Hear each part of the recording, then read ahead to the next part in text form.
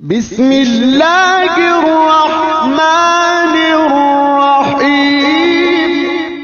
نحمده ونصلي ونسلم على رسوله الكريم وعلى آله الطيبين الطاهرين وعلى أصحابه أجمعين أما بعد فأعوذ بالله من الشيطان الرجيم بسم الله الرحمن الرحيم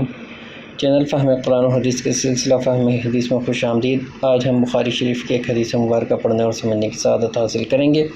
دعائے رب کریم عمل کی بھی توفیق عطا فرمائے، آمین۔ عن ابی ہریرہ رضی اللہ تعالی عنہ ان رسول اللہ صلی اللہ علیہ وآلہ وسلم قال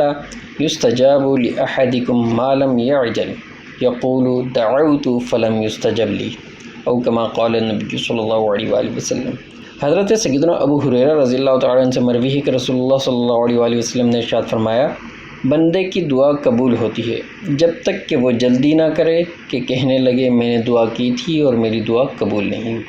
علامہ کرمانی علیہ رحمہ فرماتے ہیں کہ یستجاب اجابت کے معنی میں ہے، یعنی تم میں سے ہر شخص کی دعا اس وقت قبول ہوگی جب کہ وہ قبولیت کے لیے جلد بازی نہ کرے۔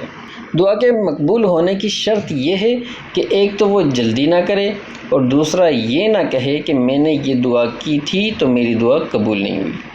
علامہ ابن جوزی علیہ رحمہ فرماتے ہیں کہ اللہ تعالیٰ مومن کی دعا مسترد نہیں فرماتا، البتہ کبھی دعا کے قبول ہونے میں تاخیر کی وجہ کوئی مصلحت ہوتی ہے۔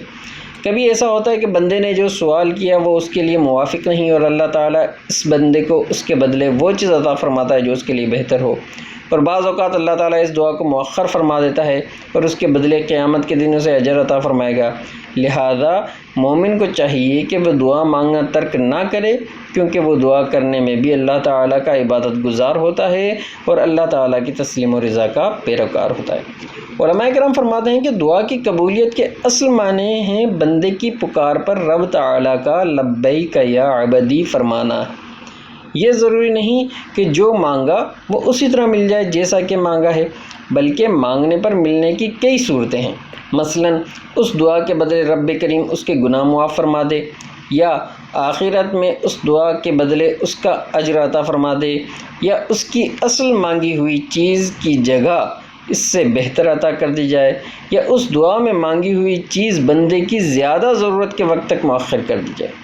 دعا مانگ کر نتیجہ اللہ تعالیٰ کے ذمہ کرم پر چھوڑ دینا چاہیے کہ رحمان و رحیم خدا ہمارے ساتھ وہی معاملہ فرمائے جو ہمارے حق میں بہتر ہو۔ اللہ کی رضا میں راضی رہنا بہت ہی اعلیٰ مرتبہ ہے، اور حقیقت میں یہی ہمارے لیے مفید تر ہے، کیونکہ ہمارا علم ناقص ہے جبکہ حق تعالیٰ کا علم لامتناہی و محیط ہے۔ کئی بار ہم اپنے کم علمی کے سبب کوئی چیز مانگتے ہیں، لیکن اللہ تعالیٰ اپنی مہربانی سے ہمیں منہ مانگی ہوئی چیز نہیں دیتا، کیونکہ وہ ہمارے حق میں نقصان دہ ہوتی ہے، تو یقیناً رب تعالیٰ کا ایسی دعا قبول نہ کرنا ہمارے حق میں بہتر ہے۔